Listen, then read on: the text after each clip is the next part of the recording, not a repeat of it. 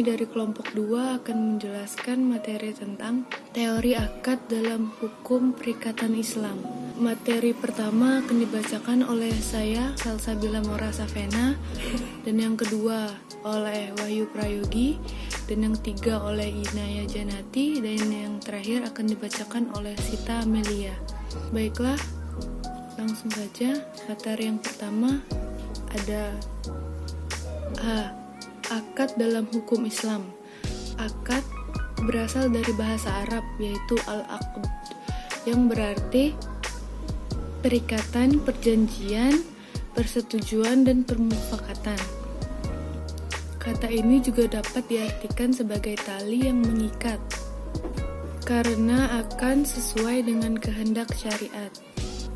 Maksudnya adalah bahwa seluruh perikatan yang dilakukan oleh kedua belah pihak atau lebih tidak sejalan dan tidak dianggap sah apabila tidak sesuai dengan syara.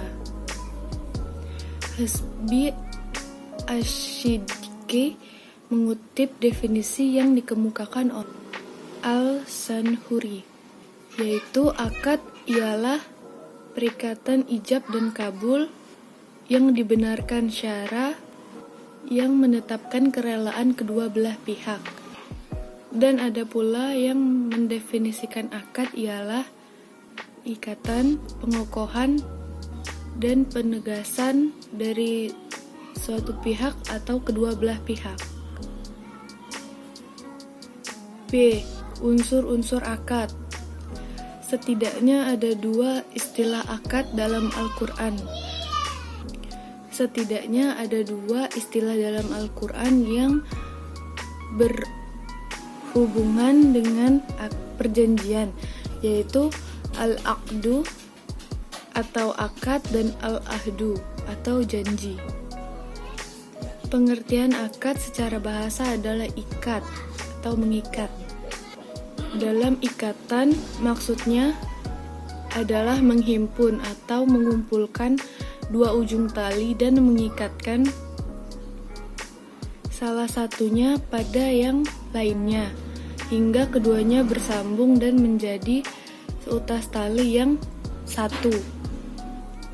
Abdul Rauf mengemukakan terjadinya suatu perikatan melalui 3 tahap, yaitu al-ahdu atau perjanjian, yaitu pernyataan dari seseorang untuk melakukan sesuatu dalam dan tidak ada sangkut pautnya dengan kemauan orang lain.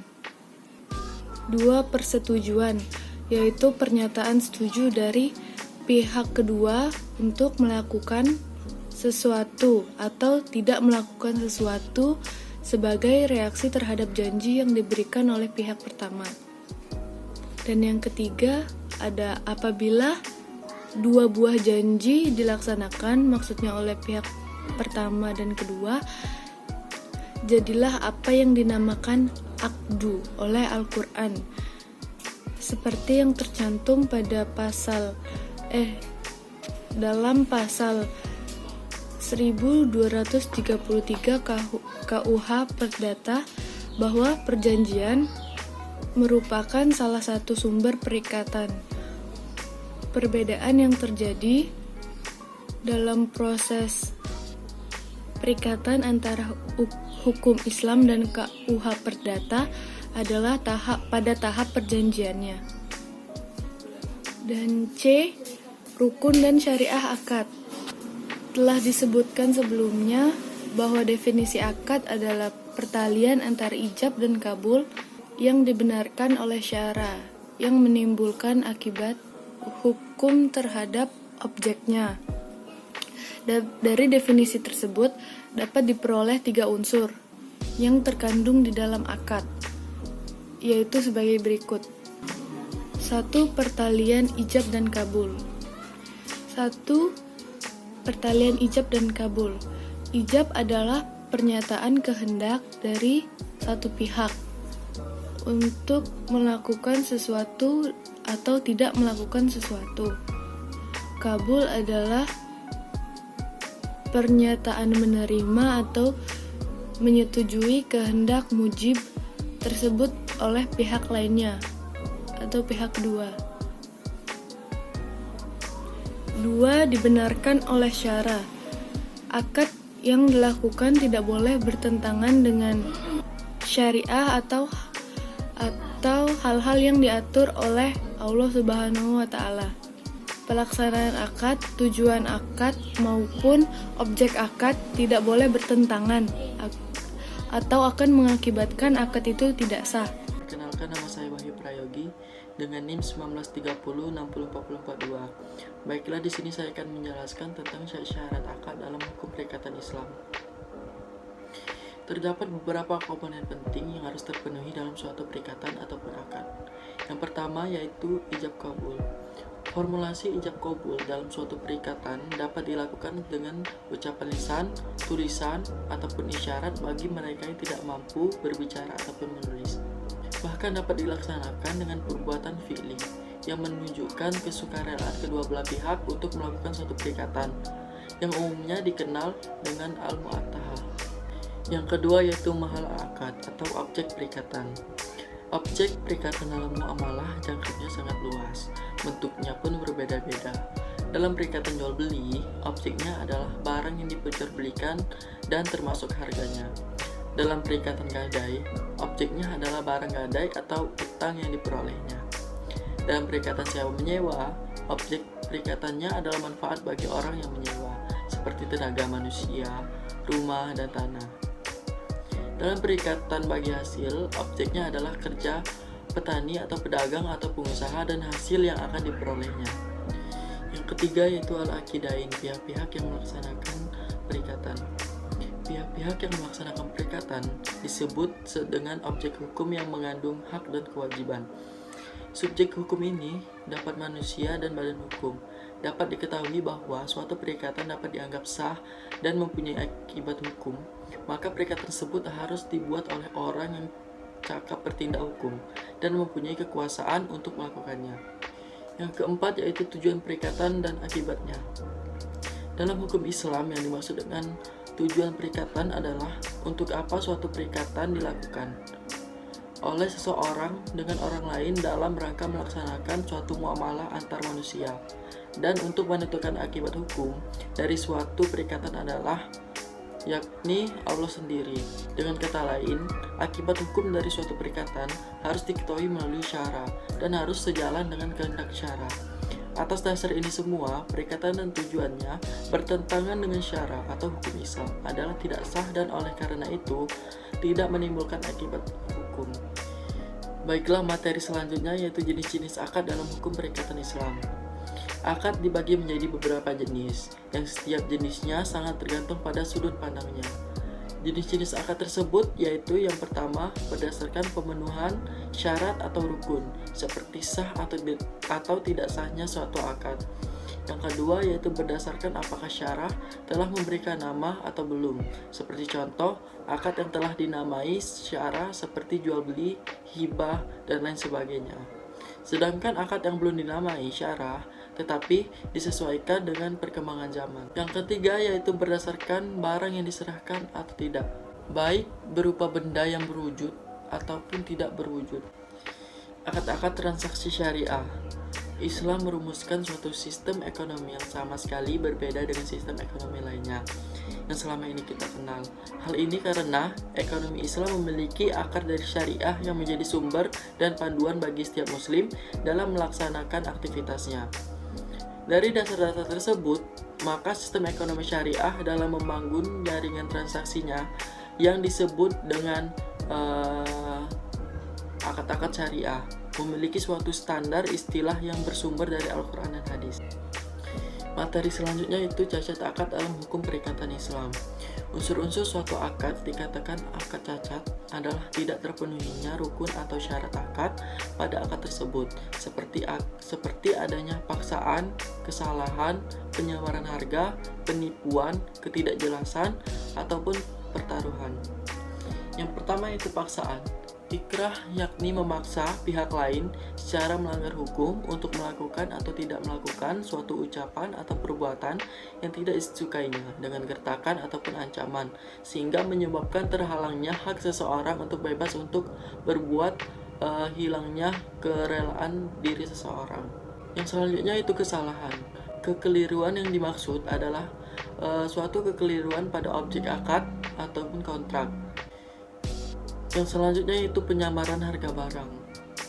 Secara bahasa, artinya yaitu pengurangan. Dalam istilah ilmu fikih, artinya tidak ada wujudnya keseimbangan antara objek, akad, atau barang dan harganya. Seperti lebih tinggi atau lebih rendahnya dari harga sesungguhnya. Di kalangan ahli fikih, ada dua macam, yakni satu pengurangan ringan. Yang kedua yaitu penyamaran berat, yakni penyamaran harga yang berat. Bukan saja mengurangi keridhaan, tapi bahkan melenyapkan keridhaan. Maka kontrak penyamaran berat ini disebut batil. Selanjutnya itu penipuan. Penipuan yaitu menyembunyikan cacat pada suatu objek agar tampilan tidak seperti yang sebenarnya. Maka pihak yang merasa tertipu berhak mengonplain barang tersebut. Perkenalkan, nama saya Inaya Janati dengan NIM saya 1930 64108. Di sini akan melanjutkan materi yang berjudul tentang berakhirnya akad dalam hukum perikatan Islam. Suatu akad dipandang berakhir apabila telah tercapainya tujuannya. Dalam akad jual ini, misalnya akad dipandang telah berakhir, barang telah berpindah milik kepada pembeli dan harganya telah menjadi milik penjual. Dalam akad gadai atau kafalah, akad dipandang telah berakhir apabila utang telah dibayar. Berikut secara perinci akad dijelaskan berakhirnya akad jika dipenuhi hal-hal berikut. Yang pertama, berakhirnya masa berlalu akad. Yang kedua, dibatalkan oleh pihak yang berakad atau terjadinya pembatalan atau pemutusan akad. Yang ketiga, jika ada kelancangan dan bukti pengkhianatan atau penipuan. Yang keempat, karena tidak mendapat lain pihak yang berwenang. Yang kelima, salah satu pihak yang berakad meninggal dunia. Materi selanjutnya yang berjudul Hikmah Akad dalam Hukum Perikatan Islam. Diadakannya akad dalam muamalah sesama manusia atau mempunyai hikmah antara lain itu ada 3. Yang pertama, adanya ikatan yang kuat antara dua orang atau lebih di dalam bertransaksi atau memiliki sesuatu. Yang kedua, tidak dapat sembarangan dalam membatalkan suatu ikatan perjanjian karena telah diatur syar'i. Yang ketiga, akad merupakan payung hukum di dalam kepemilikan sesuatu sehingga pihak lain tidak dapat menggugat atau memilikinya. Itu saja penjelasan dari saya. Perkenalkan, saya Sita Amelia. Di sini saya akan menjelaskan implementasi prinsip-prinsip pembuatan akad atau perjanjian dalam hukum perikatan Islam dan susunan akta perjanjian. Prinsip-prinsip dalam pembuatan akad atau perjanjian dalam hukum perikatan Islam itu dibagi menjadi 5. Pertama, dari segi subjek atau para pihak yang membuat perjanjian. Yang kedua, dari segi tujuan dan objek akad. Ketiga, adanya kesepakatan dalam hal yang berkaitan. 4. Perlu adanya persamaan, kesetaraan, kesederajatan, dan keadilan. 5. Pemilihan hukum dan forum dalam menyelesaikan sengketa. Yang kedua, identitas para pihak dan kedudukannya masing-masing pihak dalam perjanjian harus jelas. Apakah bertindak untuk dirinya sendiri atau mewakili sebuah benda hukum. Ketiga, tempat dan syarat perjanjian dibuat untuk kebaikan dan disebutkan secara jelas. Yang kedua, dari segi tujuan dan objek akad itu dibagi menjadi 2. Disebutkan secara jelas tujuan dari dibuatnya akad tersebut, misalnya jual beli, sewa menyewa, atau bagi hasil. Kedua, objek akad harus halal dan thayyib. 5. Pemilihan hukum dan forum dalam penyelesaian sengketa harus dicantumkan dalam perjanjian, misalnya dengan mencantumkan klausul bahwa dalam hal yang terjadi di sengketa di kemudian hari, para pihak sepakat untuk menyelesaikannya dengan berdasarkan hukum Islam. Dari segi subjek atau para pihak yang membuat perjanjian ada 3. Yang pertama, para pihak harus cakap melakukan perbuatan hukum. Jika belum dewasa atau masih di bawah perwalian, di dalam melakukan perjanjian harus diwakili oleh wakil atau pengampunya. 3. Adanya kesepakatan dalam hal yang berkaitan. Itu dibagi menjadi 6. Yang pertama, waktu perjanjian. Kedua, jumlah dana. 3. Mekanisme kerja. 4. Jaminan. 5. Penyelesaian. 6. Objek yang diperjanjikan dan cara pelaksanaannya. 4. Perlu adanya persamaan, kesetaraan, kesederajatan, dan keadilan di antara para pihak dan menentukan hak dan kewajiban, serta dalam hal penyelesaian permasalahan terkait dengan prestasi salah satu dari pihak. Untuk selanjutnya, contoh susunan akta perjanjian. Berikut contoh susunan akta perjanjian, misalnya pada pembiayaan murabahah, bisa kita lihat di sini. Dalam susunan akta perjanjian pada murabahah terdapat 24 pasal. Pasal pertama definisi, pasal kedua pokok perjanjian, pasal ketiga barang, pasal keempat harga, pasal janji, pasal ke-14 akibat cedera janji, pasal ke-15 pernyataan dan jaminan nasabah, pasal ke-16 pembatasan terhadap tindakan nasabah, pasal ke-17 resiko, pasal ke-8 asuransi, pasal ke-9 force majeure, pasal ke-20 pengawasan dan pemeriksaan, pasal ke-21 hukum yang berlaku, pasal ke-22 penyelesaian perselisihan, pasal ke-5 syarat realisasi, pasal ke-6 penyerahan barang, pasal ke-7 jangka waktu dan tata cara pembayaran, pasal ke-8 diskon dan pemasok, pasal ke-9 biaya potongan dan pajak-pajak, pasal ke-10 pengakuan utang dan penyerahan agunan, pasal ke-11 agunan, pasal ke-12 denda, pasal ke-13 peristiwa cedera janji, pasal ke-23 surat menyurat. Untuk surat menyurat bisa kita lihat juga di sini. Pasal ke-24 penutup.